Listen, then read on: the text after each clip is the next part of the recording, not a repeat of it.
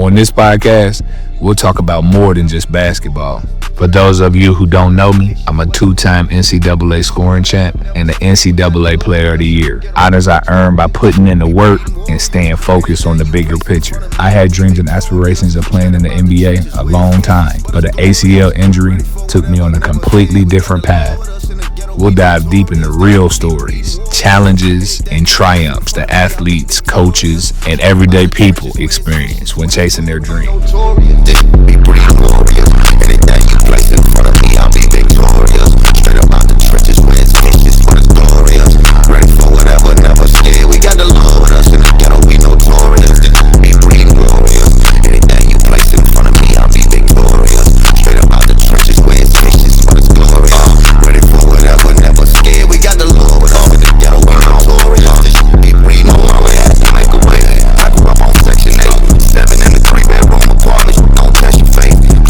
A Starstruck Podcast, back at it once again, trying to bring you the best content and best guests that you could ever see on this platform, just based on us giving real life stories. And again, just knowing some of the people that I know that has been extreme, ultimate warriors in the athletic world.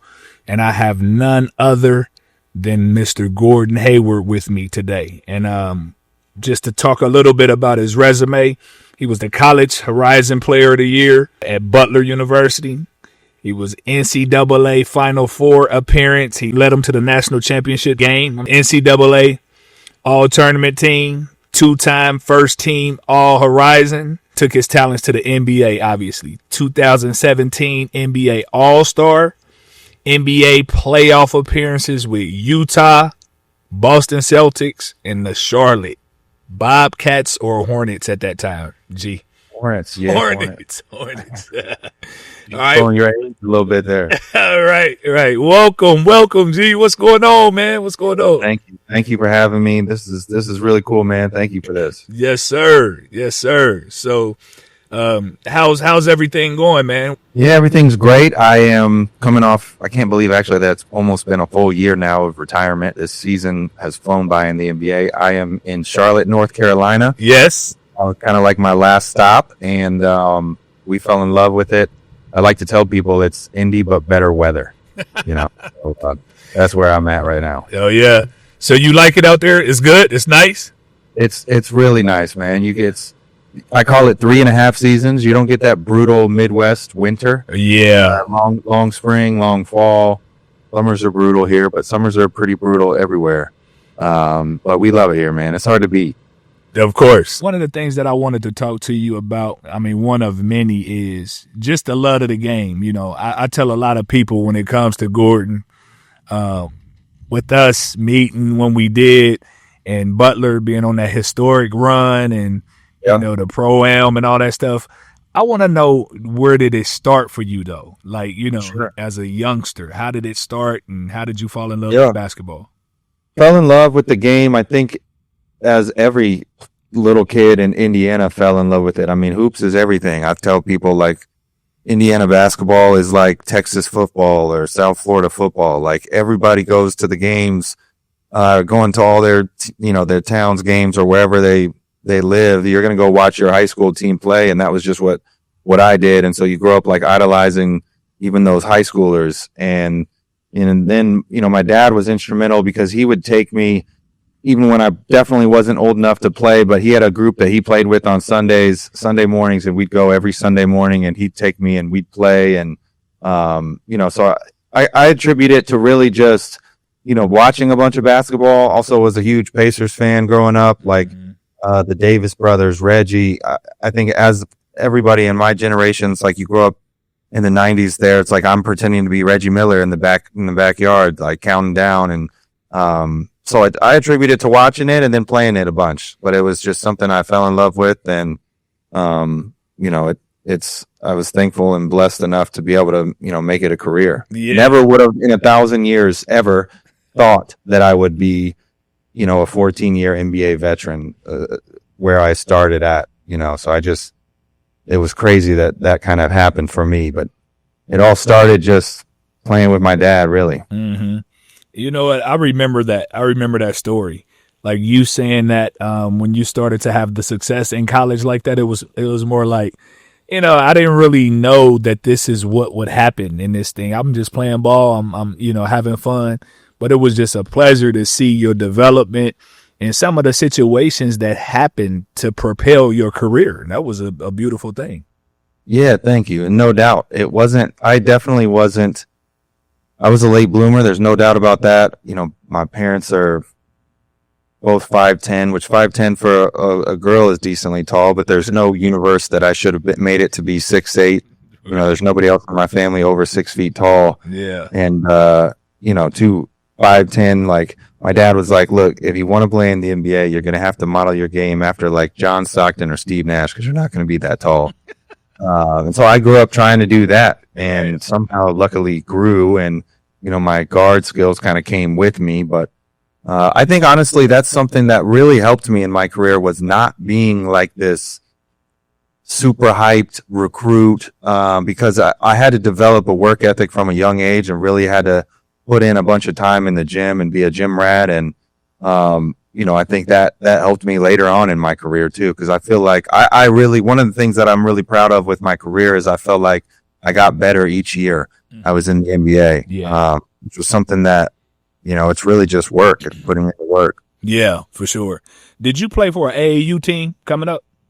I did. So I played for Municipal Gardens, which for real, the famous indie AAU program that Red Taylor was the coach of. Coach like Sean Kemp and Chris Thomas, and almost anybody in that era that was really good played for Municipal Gardens at some point in time. That we then turned into Indiana Elite, and then I think we were Spiece Indy Heat for a little bit. You know how the sponsorships start to go, but yeah, I played for Municipal Gardens. Absolutely. And then after that, you ended up going to Brownsburg, right?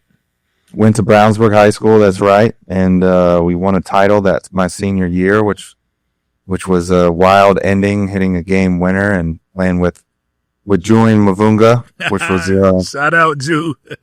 Shout out Big Julian, that's right. Yeah. Which is, looking back, it's so crazy how the game has changed. I mean, we were scoring 35, 40 points like back then, and now everyone's doing that in one quarter. I'm telling you, man, you got 100-point games. That's right. Yeah. So, not like coming out of high school, were you highly recruited? Was it? What was the deal? I know you ended up picking Butler, but what happened? Right. No, so I actually was not highly recruited at all. Like I said, I was a late bloomer, and I opted to.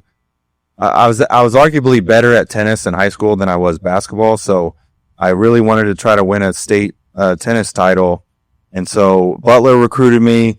Actually, Brad was the assistant when he started recruiting me, so that kind of worked out in my favor because he became the head coach. But really, it was just like Butler. IUPY, actually, Ron Hunter offered me. Those were my two offers. Purdue offered me super late, kind of just, I was supposed to be a preferred walk-on then, and they found a scholarship. But really, it was just those. I took an unofficial visit to Michigan, and they told me to drive back and maybe they'd offer, to which I drove that 6 hours or whatever it was, and I was like, no, thank you. Right. But I didn't play AAU going into my summer season in high school. And I think if I would have done that, I probably would have been more recruited. But like I said, I really wanted to focus on tennis that summer. So I committed to Butler, and, ended up being obviously really good for me playing at Butler. So you were a stud at tennis? I didn't know that. Yeah, man, I was better at tennis than I was basketball. Funny story. I lost twice my senior year, once in the tournament at the end. I was in the Elite Eight. But the other match that I lost the whole year, I committed to Butler, and Coach Stevens came to the match. And for whatever reason, I got nervous that he was there, and I lost this match. I had no business losing. And I think I told him afterwards, like, you can't come to any more of my matches. Oh, stay away. Yeah. Wow. I did not know that. So that's true. Yeah, that's big time. It explains you had the lateral movement. Yeah, that's right. quick. Tennis, I tell a lot of people, like, tennis is great I think tennis is a great sport for a lot of different sports because it works on your quick lateral movements. It works on, it's not even just lateral, you're moving up and back too. But then also more than anything, the mental game. The mental game in tennis is huge. You're just out there by yourself on an island. So you got to basically find ways. If you lose a couple games, you got to find ways to figure it out on your own, to pump yourself up, to, kind of get yourself like to move, a lot of things like move past what just happened and get your mind in the right, frame of mind to get on to the next play, move on to the next play. And tennis was huge for that. Man, that's big time. That is big time. So now my tennis player, my hooper, is ready to take Butler to the Final Four. I just remember how, I don't know, how exciting it was around the city, around. Oh, there was a buzz, wasn't there? Ooh-wee, it was a buzz, man. It was a buzz. Actually, it was like out of nowhere, all these Butler fans. It was like, hold on a second. Where did all these Butler fans come from? Not only Butler, but G. Hayward fans, too. Like, hold on, man. Y'all had a squad, so it was Norad, it was... Ron's at the 1, Shelvin Mack at the 2. And then the rest, arguably me or Willie Veasley at the 3 and the 4, and then Matt Howard at the 5. Yes, sir.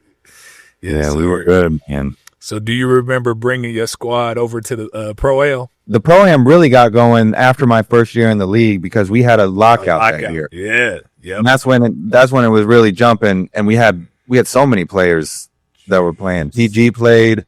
I brought Alec Burks. Remember Alec? Heck yeah, I remember Alec. It's freaking so good, especially in a setting like that. Yes.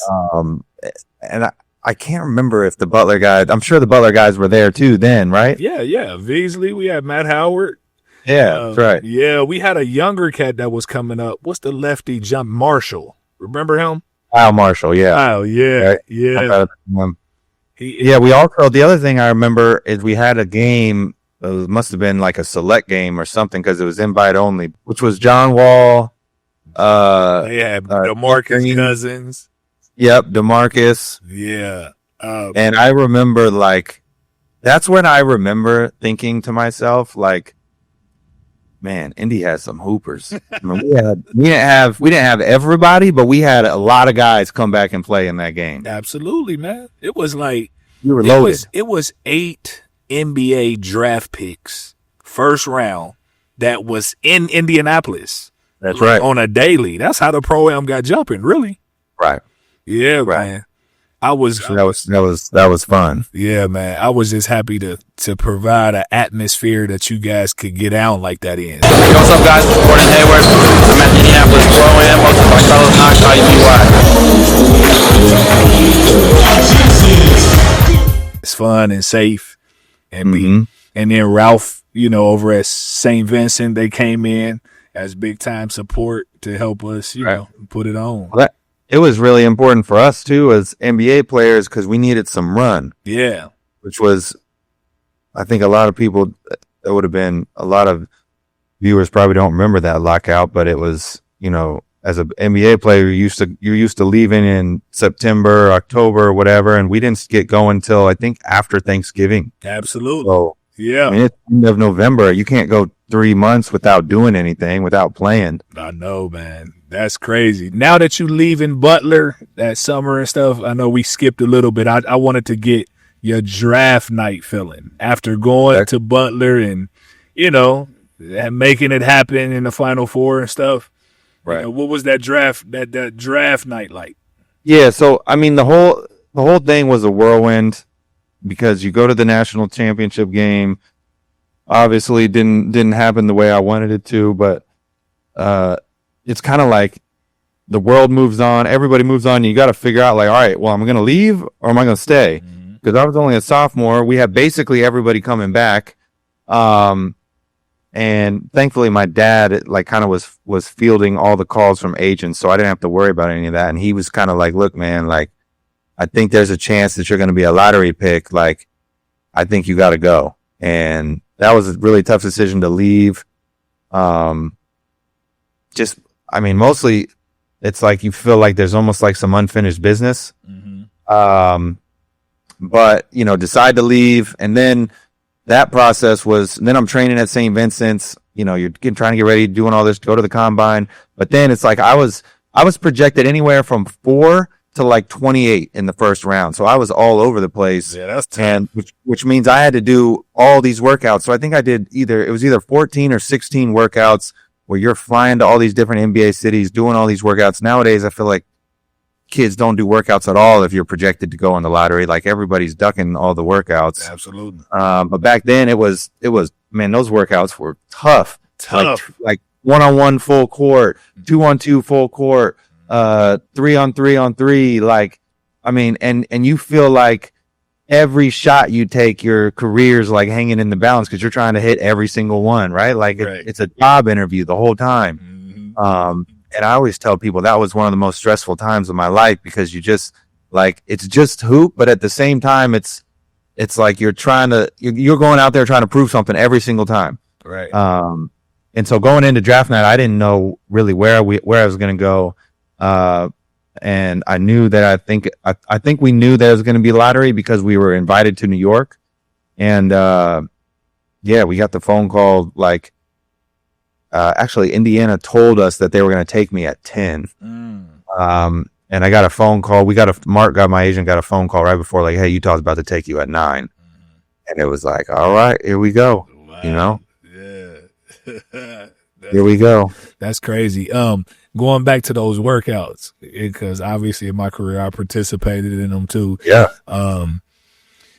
One of the things I just remember about the workouts is it's not the fact that it's you going through it only. It's the fact that it's a dog that's trying to get a job too.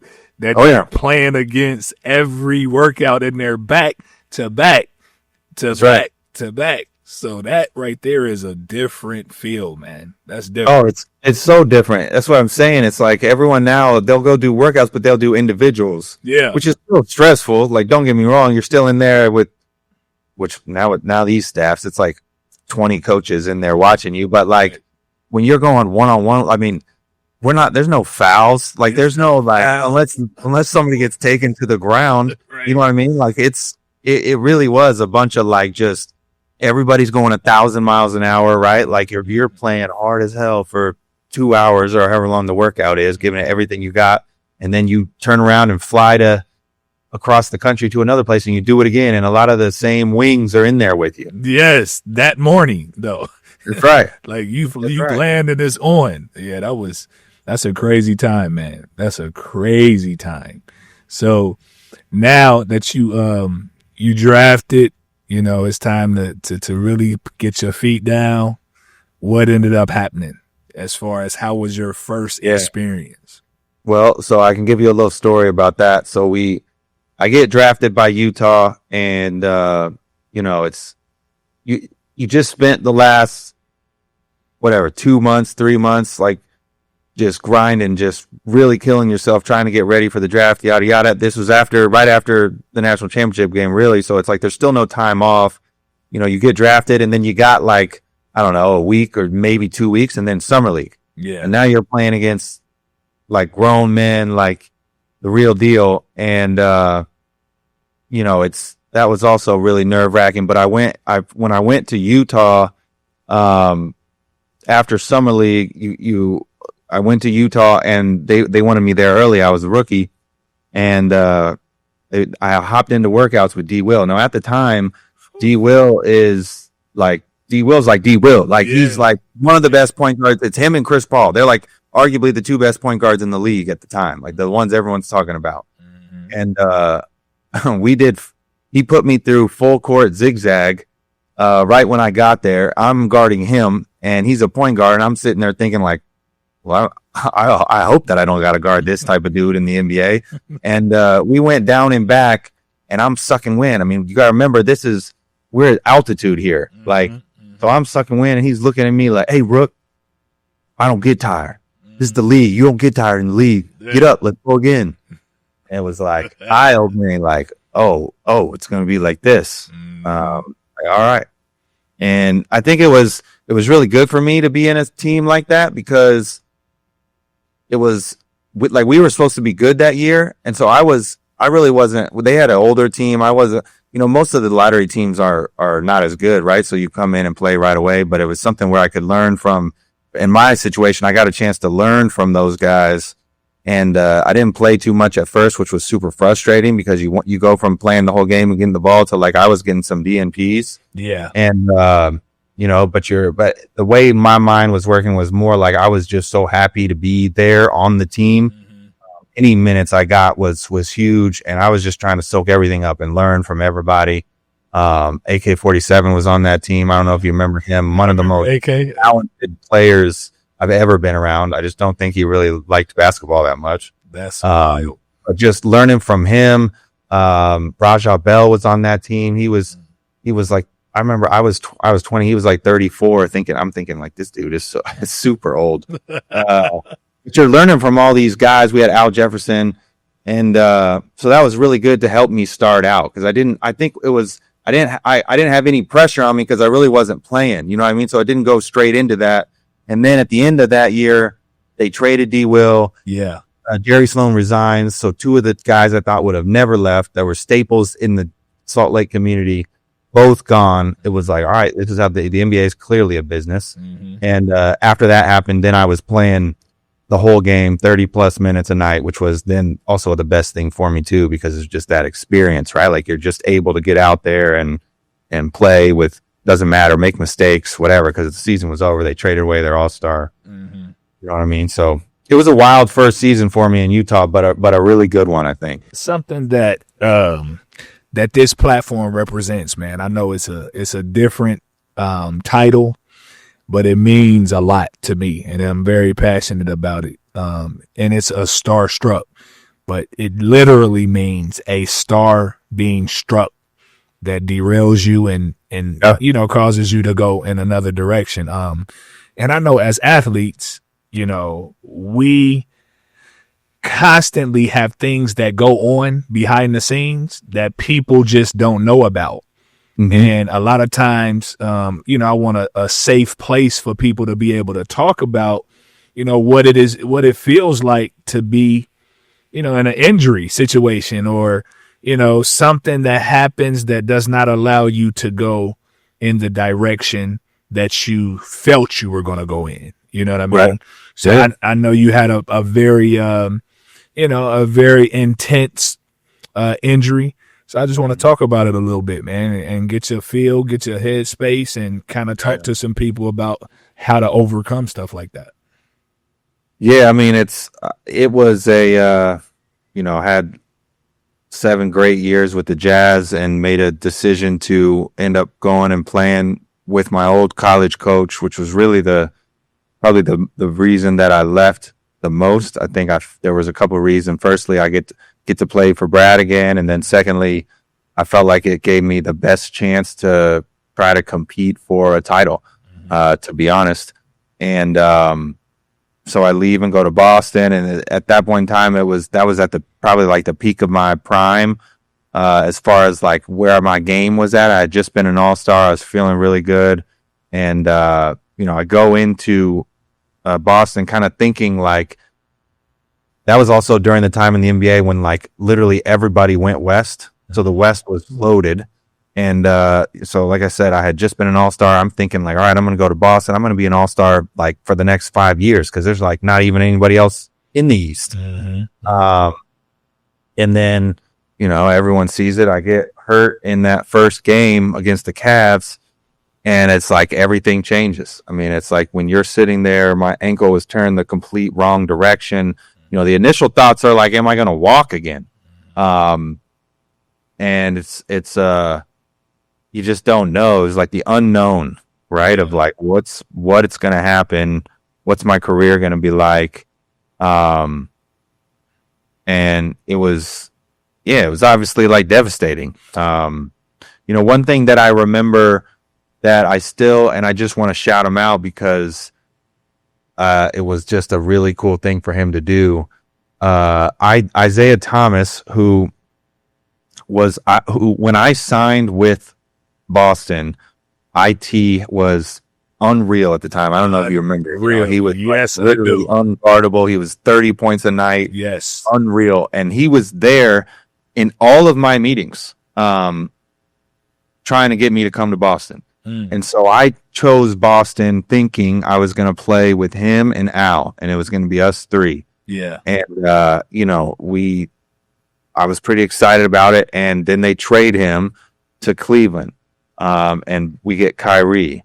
But I remember that I'm in Cleveland. He's there. He's hurt. His hips were, you know, bad. And I get injured, and he stayed with me in the back and prayed over me and prayed over my ankle for a good 10 minutes. And I just remember like that being really cool of him to do. Yeah. It wasn't like we were super tight or boys or anything, like, but he stayed there and prayed over my ankle, and you know, that was really cool. So I always try to shout him out for that. And something that I think like, you know, he was injured himself already, but you know, he was thinking about me, wasn't thinking about himself. Well, anyways, yeah, so I have the major injury, and everything changes. And hold on. Before you go with that, in this particular injury, was it anything that you done different, or was this something that you've done before? As far as what? Like the move that actually caused the injury. It was, Joe Ingles we had this alley-oop play in Utah. We ran that same basic play, which was just like a wing-to-wing alley-oop, like just throwing it up. I'm cutting to the basket like once a game. Yeah. And it was essentially the same type of move. And they must have scouted it or something, or LeBron scouted it, because Jay Crowder kind of like was into me like underneath, and LeBron got me from up top, or it was vice versa. I don't remember exactly, but it was one of those things where it's a play I've done 1,000 times, and your body just gets where you're out of control up top, and I lose my just control of my body because I'm getting put in going different directions, and can't control the when I come down, and you know, just the ankle just took, and the foot took, and the leg took all of the force. Yeah, and the foot has to go somewhere, you know. So it was just a complete freak accident. There's nothing I could have done to prepare. You know, I think I was taped. It wasn't like anything, no brace in the world I think would have saved that from happening. Too much force coming down right down into the ground. And, you know, it's just one of those things. It's just sports, you know, sometimes things happen. Absolutely. Was it a point where it was totally awkward? Like, I'll give you an example. Like, when I tore my ACL, like, I've rolled ankles, I've sprained knees, you know, you've done it all as an athlete. But when you tear your ACL, you know exactly at that moment that it's torn, like something. Yeah. But I was asking, without you visually seeing your ankle, did you feel it? Did you see? I mean, did you feel it? Did you have a different feeling? It was a weird feeling, because a lot of people ask me, like, was it painful? And obviously I came down, and I came down so hard, like I knew something was wrong. Yeah. And my foot felt really weird. And then I turned around and looked at it, and then it was like my brain recognized what happened. And then it was like shots of pain, like rolling up my leg. But initially it was like, I just was like, I kind of like wheeled around and looked and saw it. And then it was like, oh dude. Like, yeah. You know, but it was one of those things too, where I'm super lucky that you have all those doctors and people right there. Because it's like, I've talked to so many other people that did similar things, but it'd be like they're in the middle of nowhere, climbing a mountain, or you know, doing something, and there's no help around. And thankfully, you know, within 30 seconds, doctors trainers rush onto the court, and they immediately put my ankle back. Yeah, and at least like get it back in the right position. Which, like I said, I'm thankful for. But yeah, man, it was that's certainly an awkward feeling. I know it, man. So after that happened, like, how was it? Like, mentally, what did it do to you? Man, it was tough. Initially there's an outpouring of support, right? Like, and it was such a high profile thing because it was the first game of the season, and everyone was excited about me coming and playing in Boston. Like, I had support from everybody, and like on Twitter, like I had all kinds of athletes, high profile celebrities like soccer players, like from Europe, like everyone's sending messages and tweeting about it. And so, like I said, initially it's like this, but then, and you know how the world is, man, like 3 days later, a week later, it's moved on to something else. Yes, and, I think I got to a point where I'm basically following the team, and you're just like sitting there just depressed, man, and reading all the comments and all this stuff. And so I got to a point where I had to basically get off of all social media, because I was just not in a good place. You know what I mean? Like you're just scrolling through and overanalyzing everything and thinking about things you shouldn't be thinking about. And so I had to get to a point where I just was like, all right, I'm done. I got to get off of social media completely. Yeah. And I actually I have Instagram, I have Twitter right now, but it was actually good for me because it was like, I don't really do that anymore. Like I do it a little bit just to like, as far as putting stuff out there, but like, I don't read any of that anymore. I don't scroll. I don't do any of that. Right. It was honestly, it was the injury to where I had to do it because I couldn't sleep. I'm just sitting there like you're just obsessed. You're reading all the comments. And to make matters worse, and this is a human nature thing, it's like, I think Boston, we went on like a 16-game win streak. And I'm sitting there like, right. Man, Right. Root one, please. Like, can you guys act like you need me? Like that, I would be a big part of your team because they were wrong. See, that's a real statement. Some people won't make that statement, but that's real. That's 100% real. If you sit there and say that you would be super happy for the team playing so well without you, like, are you even a competitor? You know, right. That's 100%, man. That was also really hard to watch because it's like, yeah, I'm happy for the guys and happy that the team's doing well, but I'm pissed that I'm not a part of it, and it's like they don't need me. 100%. You know what I mean? And so, I mean, certainly, like I had talked to multiple therapists, and I think one thing that was really helpful to me for me was, and I'm just thankful at the time that I had people around me. I mean, at this point in time, I'm married. I have 2 kids. My little girls they're at that point in time, I think 3 and 2 or something. Let me tell you, they could care less about any basketball that's going on. You know what I mean? Right. That was a very good. It was good for me to have that because it would get me away from the game. Like they cared about putting stickers on my cast and me reading the story to them at night. They didn't care at all about the basketball, and so that at least allowed me to. And obviously, my wife was instrumental too about with all that stuff. Like having a support system and somebody that you can talk to and maybe like make you laugh or make you not think about your injury for a second for 30, 40 minutes here and there. Like that was huge for me. Yeah, for sure. I can imagine. And like I was talking to another guest just about, some of the things that you expect when it comes to like your family, like your dreams and aspirations to make sure that everyone's okay financially. And now you're fighting for a second contract, a third contract. And just, when you're injured, so many things can be derailed just based on, what happened. And, that's right. And people don't talk about that, but it's a form and a sense of depression that comes along with that once that is taken away. Right. And that's, now I was thankfully with basketball contracts, they're guaranteed, which is an amazing thing that all these other leagues are jealous about. But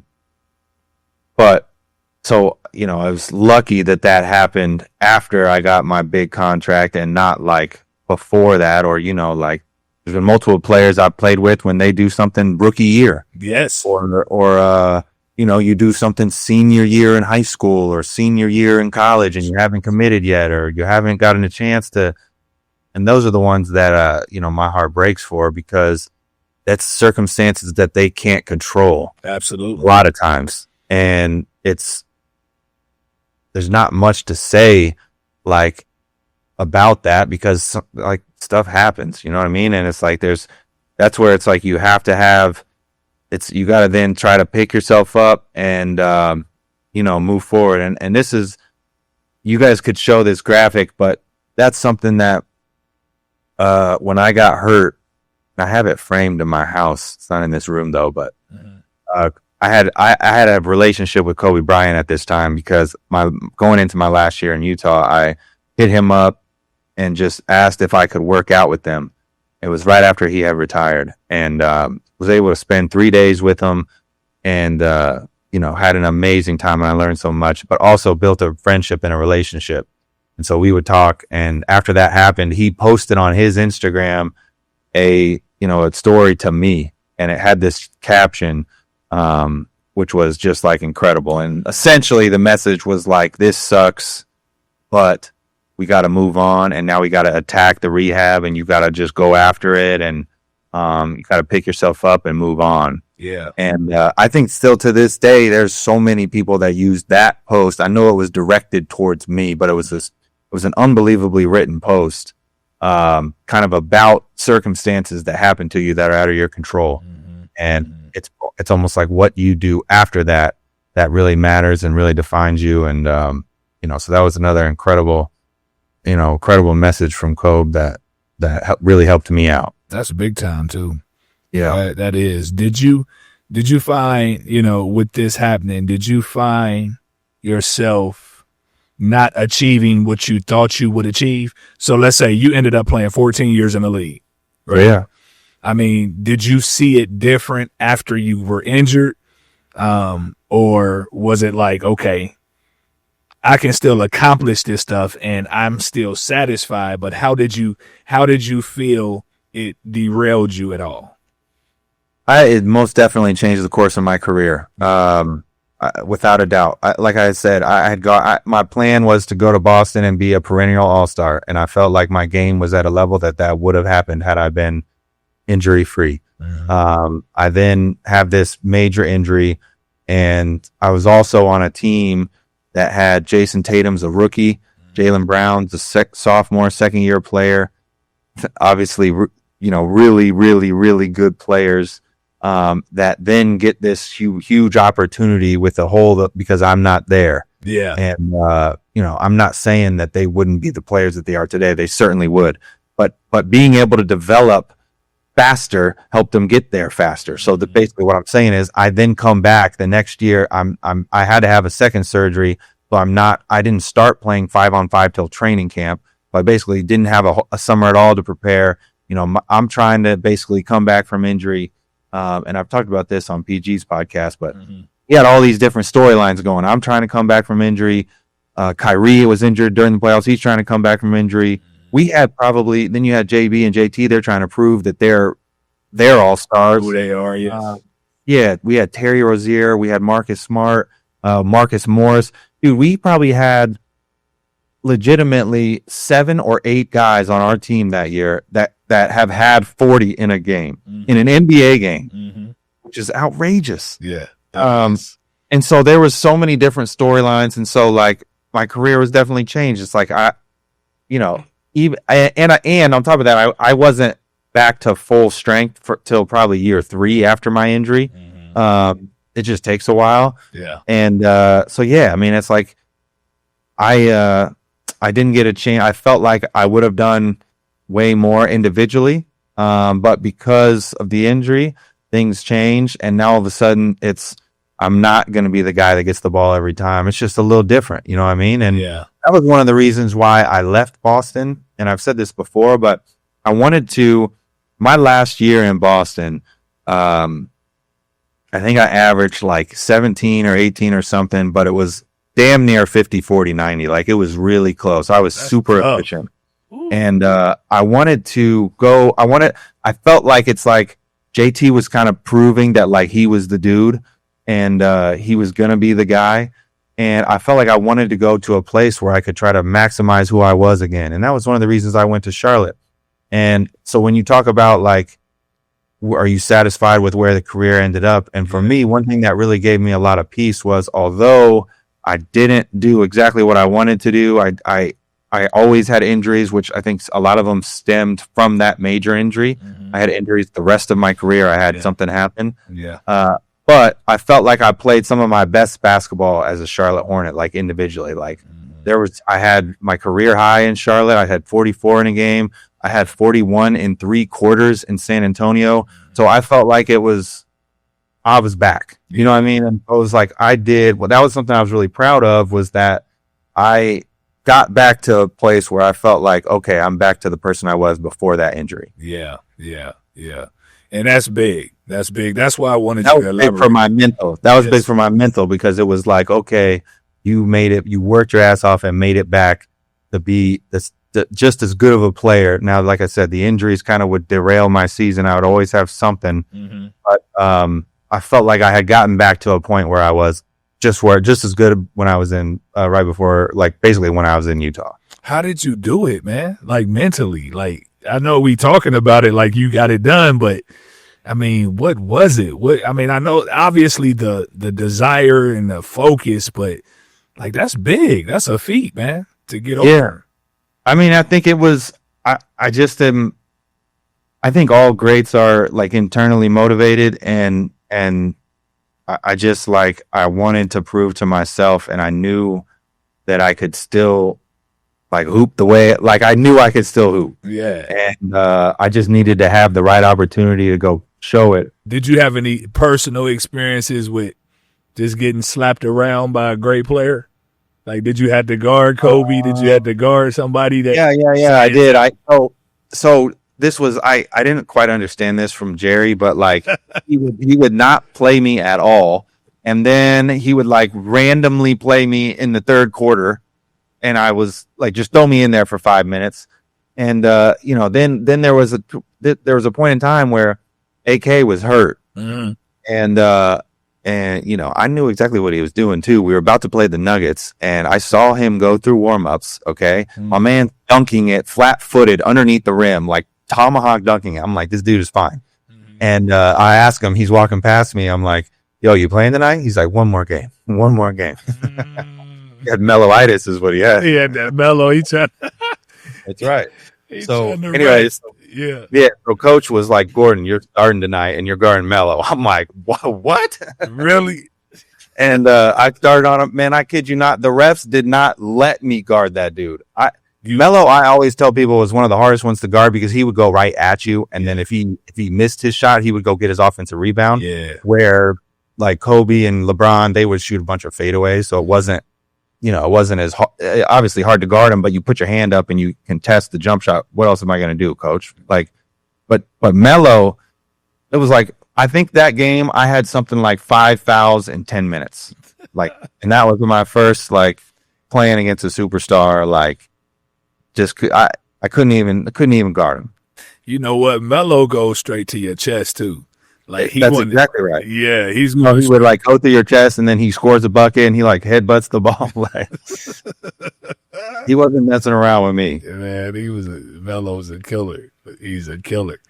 That's that's good. I know I watched a few games where it was later in your career where you matched up with Kobe, and that was I don't know. It was just always epic, especially being from Indy. I mean, originally from Ohio, but being around Indy and understanding the magnitude of Gordon Hayward being out there in Utah, you just arrived, man. Talk about that matchup.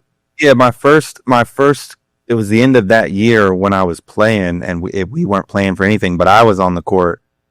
We played in LA against the Lakers, and so I was playing the whole game, and I was matched up with Kobe a lot. And I think I had a career high the night before in Sacramento. I think I had like 19.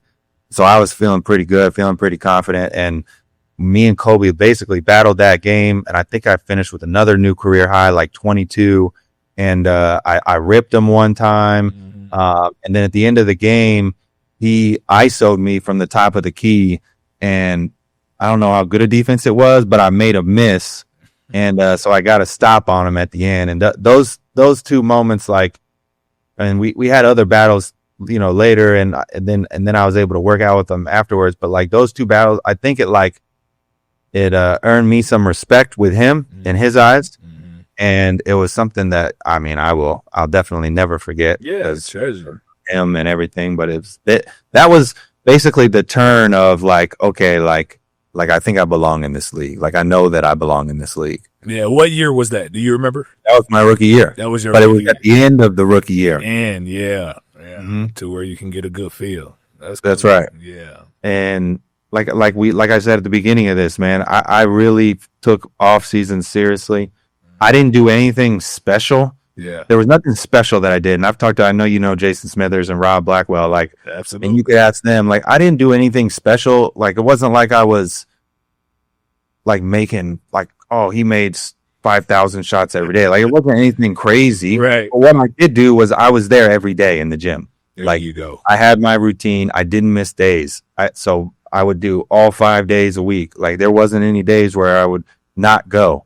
And that was like, it was the discipline of 4 straight months of that. You know what I mean? So it's like, that's the thing I tell people and kids. It's like, you don't got to do anything special, man. You just got to be committed and disciplined.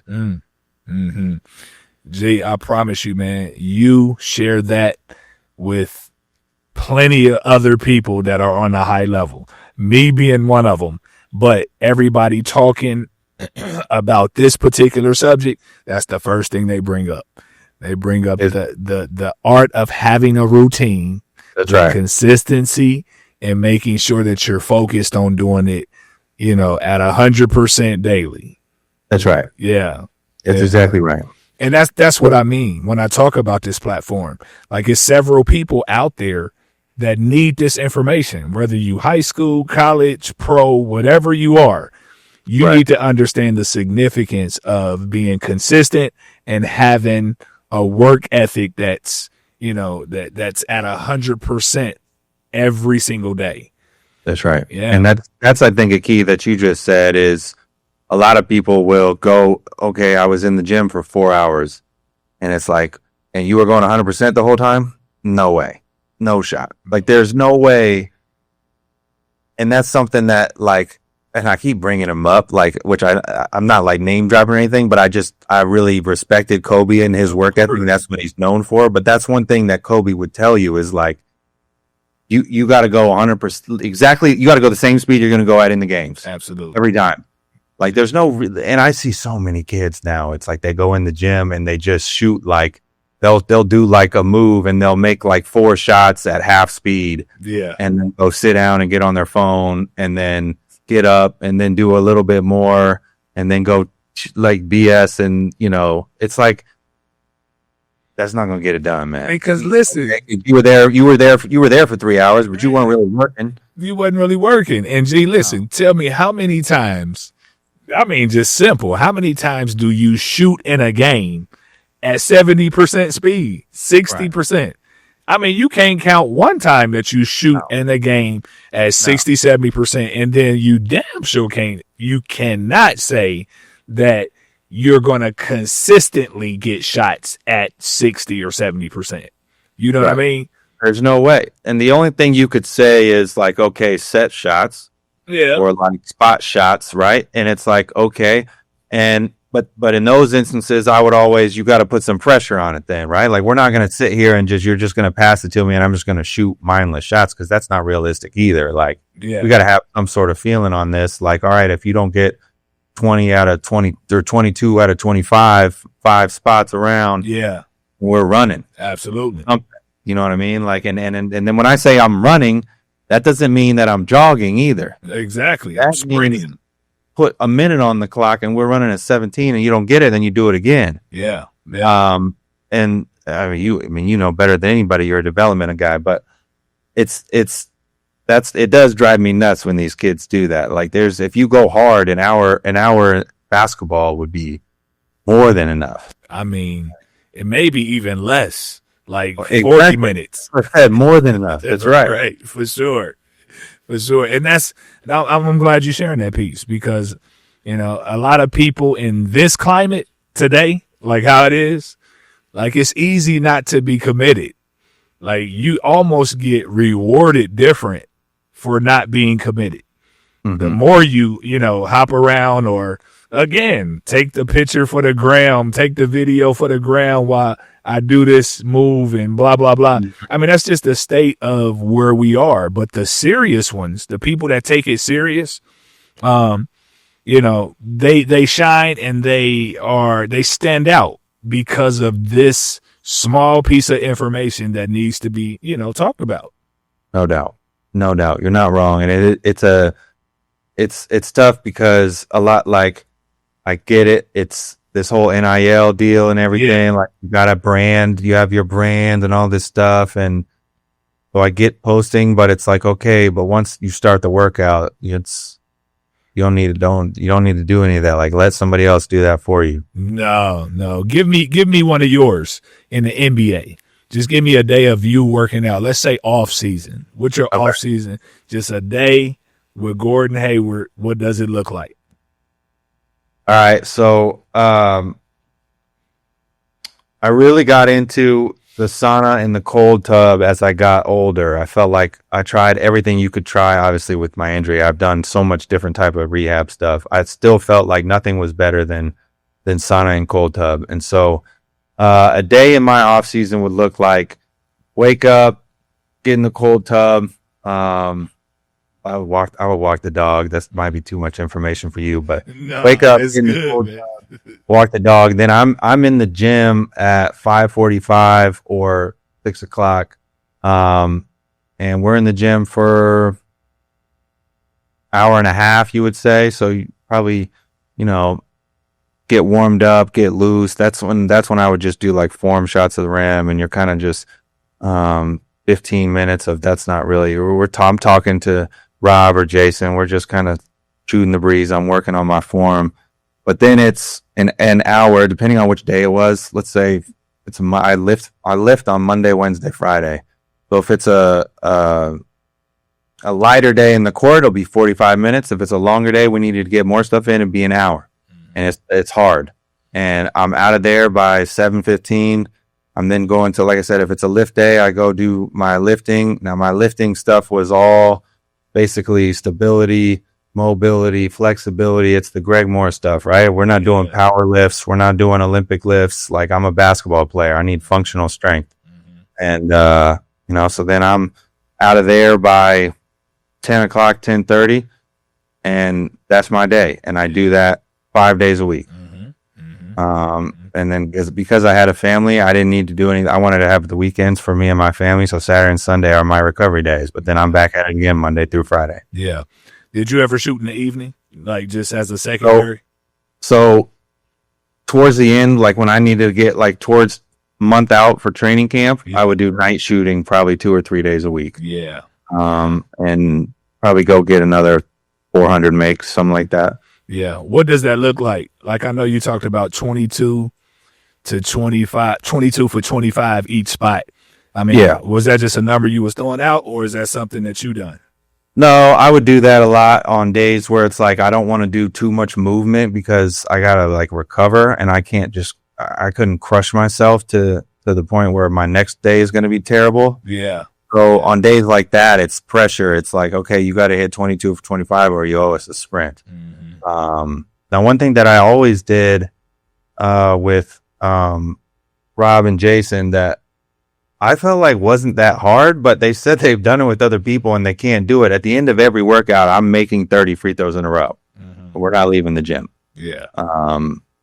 And that's something that I feel like free throws more than anything is mental. Yeah. But like, you got to get your reps up. And so like we talked about with the pressure thing, like 30 in a row it's definitely not impossible. Like I said, I did it every workout, but it's not easy. You basically got to be focused for those 30. You got to focus up and make 30 free throws in a row.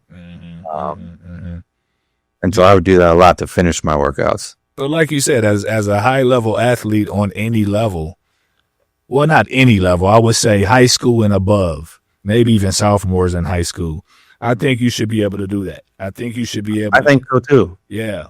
Yeah.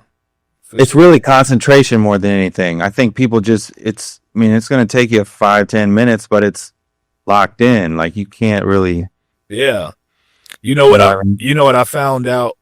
I mean, just as a shooter, is a lot of people, they can't handle, this is crazy, but it's true. They can't handle counting.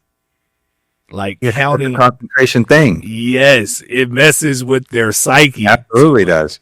So you can have somebody that shoots great 10 in a row, but then on number 10, they miss 11 because they know they hit the 10 in a row.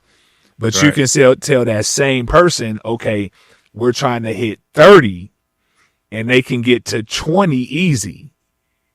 You know what I mean? Maybe they hit 20 because they know 30 is so far off, but 20 is, but boy, when it comes to that 23, 24, 20, you start counting it, you start getting nervous. You get a little nervous, don't you? Yeah, man.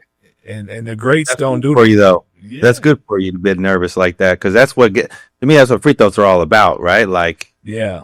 How many players do you know that hit 8 out of 10, 9 out of 10 in practice, and then go in the game and they make 4 for 8? Exactly, man. You know, it's a mental thing. It's different when the lights are on. That's why and I've always like, this is something that's like, I think everyone's trying to figure out. It's like, how do you replicate the in-game feeling that you get in practice? Mm-hmm. You know what I mean? It's like it's tough to replicate because there's nothing like a game. You're never going to be, there's no way all your practices can be in front of thousands and thousands of people, right? Like it's right. But then it's like, okay, so you try to put like sprints or suicides, and like, to some people that might work because they really don't want to do it. Mm-hmm. And to other people that might be like, whatever, it's just a suicide. Yes. You know? Mm-hmm. So it's like, how can you, I'm trying to figure that out, like for my own kids, for my own kids, right? It's like, how do I replicate that? It's a really hard thing to do because there's nothing quite like a game, no matter what. Yeah, you know what I mean, yeah. I tell you one thing that can be helpful is, you know, as a head coach, I would always do my end of the situations, end of the game, in the beginning of practice. Because I felt like your attention span is there at a high level or higher level than it would be at the end. And I like to start it like that because it puts the pressure on you to be 100% focused during this practice. Right. And then, you know, it's just something that worked for me as a head. And as an assistant, I've been with head coaches that, you know, kind of did it the opposite. But I just feel like at the end of practice, in-game stuff can get difficult with the concentration piece. Especially when coaches go for 3 hours and it's everyone cooked. There's no way you can get anything out of the last hour. And that's so real right there. Yeah. I tell you, I'll give you another secret. I mean, if you ever start coaching your kids and like practicing winning the first and third quarter, like teams that win the first and the third quarter has a higher percentage and higher chance of winning games. Okay. Now, this is a little extensive, but it's the truth. Like, you know how halftime happens in a game. Right. It'll be sweet if you're capable of replicating halftime. So I'm not saying the crazy way. I'm saying stop practice. Yeah. Maybe go to the end of the end line, or even if you feel like going in the locker room, go and do some whiteboard stuff, you know, and make people understand the significance of when you do come back out, like we need to win the third quarter. So right, go time. Yeah, and now you feel that. You feel what type of warm up is it going to be? And then have an extensive consequence if you don't win the third quarter coming out. Right. You know what I mean? Right. So no, I get it. Yeah, those are a few names. Make it almost like as game-like as possible. There was somebody that I don't know if it was Steve Kerr or if it was somebody, maybe it was another shooter, where they would their practice, because the only thing they got in the games was spot shots off the bench, right? Uh-huh. And so their workouts would be like, we're gonna sit here on the bench and we're gonna just talk and just not really be thinking about anything, and then they'd be like, all right, get up, go hit a shot from the corner. Right. Right? And then you gotta hit that shot. and then go sit back down. You know what I mean? Which was like his game, like, because there's so many players where that's a hard thing to do. Like, to me, it's a completely different role. This is what I think people don't understand about basketball at all, and just the flow and the rhythm of it, because it's such a rhythm flow game, right? Like, yes. you're a starter versus you're off the bench. It's a completely different feeling. When you have to sit there on the bench and then you have to get up and get right into the game and play against dudes who have a sweat going. Yeah. They have this rhythm, they have a feeling, and and then all of a sudden you get a shot that you got to knock down, and depending on who your coach is, if you miss that shot, he's bringing you right back over to the bench. Like, that's a real thing. It's a real thing. That is so much harder to me than being the guy that's in the game and you can miss 3 or 4 shots and you still know you're still going to be in the game. Man, that's absolutely true, man. That is. And most people, like yourself, like me, we wasn't in those situations a lot. You probably were in it when you became a rookie and you had to sit and come in. And I was the same way in the Pacers training camp. It was like that. Like, I mean, we had the same team that you're talking about. I was at a training camp with them. Yeah. So when I got there, Larry Bird was the head coach. And we played the Bulls in the preseason, and Bird put me in the last 3 minutes of the game. Just randomly? You didn't play the rest of the game? I didn't play none the whole game, but it was it was the year of the lockout.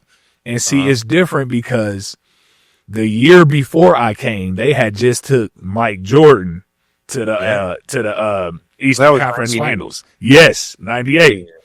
Yeah, so they had just took them to the Eastern Conference Finals, so they had everybody returning. Mm-hmm. So, and to be honest with you, I was in the wrong training camp, to be honest. Like, they had too many guarantees. They had Travis Best, Hayward Workman, Mark Jackson, and Jalen Rose, like, all at the point, and I'm running the point. You know what I mean? Yeah. So it was just tough. You had Chris Mulley, you had Reggie. We had Derek McKee. We had Mark Pope. We had Rick Smits. Loaded. Yeah, it was loaded, man. It was loaded. But I was IUPUI. I was right there. The newspaper blew it up like I was, going to be a big part of their team and blah, blah, blah. And the reality, you know how that is behind the scenes. But I'm saying all that to say what you were talking about. When it was time for me to get my shot and play, everybody else had played and the game had ran its course. Yeah. Woo. You play your whole life being the guy that has the ball, that gets in the rhythm. Like, it is. People don't understand. People don't understand how difficult that is. And then, it's like the other thing is that I always try to tell people, like, if you're not getting very many shots, you're either setting records or you're the worst free shooter in the league, right? Like, if you take 3 shots a night or 4 shots a night, you miss, you hit 3 for 4, you're 75%. That's never been done before. Right. In life. Or if you miss 2, now you're 1 for 4, you're the worst 3-point shooter in the league. Yeah. That's what. Like that's not a real thing. See, that's what I'm saying, man. That's why I love having real conversations with real hoopers, because people understand that has been in those situations, man. That's cool. Right. What so first of all, I want to commend you, man. Like, I know we haven't really been in contact like we were early on, but just for your NBA career, I remember when you were younger, we was in the gym, and I would talk to you just about what the type of player that you were going to be as long as you stayed committed and consistent. And I want to commend you for, making it to that level and doing your thing, man. You did a very, very good job with your career. Thank you, man. Yeah. But the thing that I also wanted to do, again, and I tell all my athletes that come on, is that knowledge, that experience that you've had. I mean, I seen you as a kid, Brownsburg. I seen that, just that knowledge and that hope to give other players that are young and coming up, a visual of this is what it takes. And that's what this platform it represents as well. I want you to be able to come here and give valuable information for people like yourself. You know what I mean? Well, thank you. It's something that there's never been a time, ever, if you're a young person, a young player, there's more information out there for whatever you want to do that you can learn from the people that have been there before and already done it.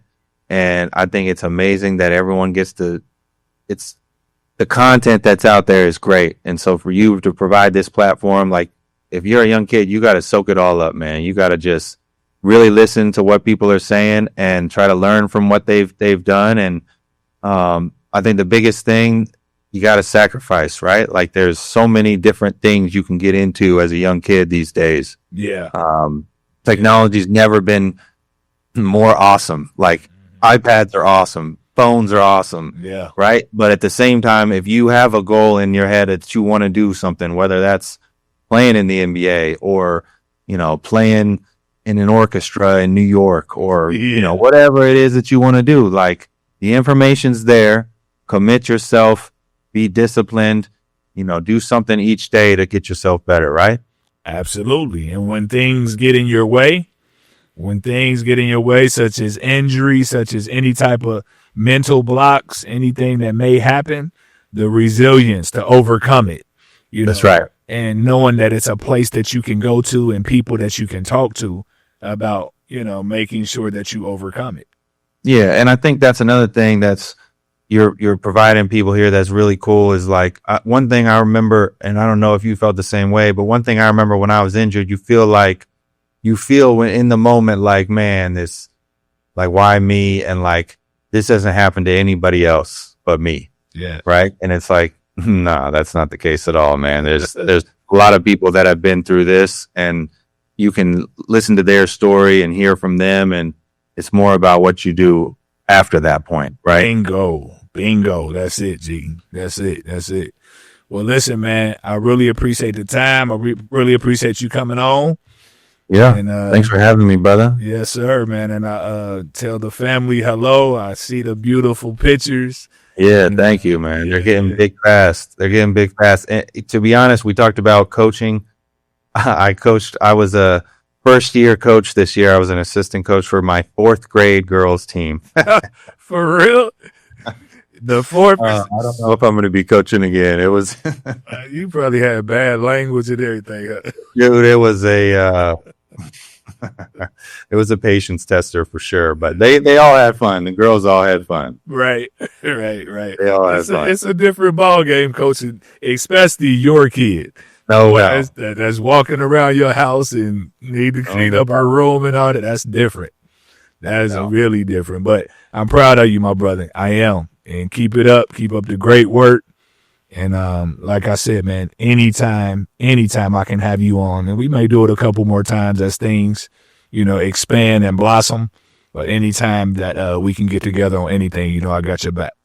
Appreciate you, brother. Yes, see you, man. All right, man. Take care of yourself. I'm a warrior. Anything you place in front of me, I'll be victorious. Straight about the trenches, where's vision?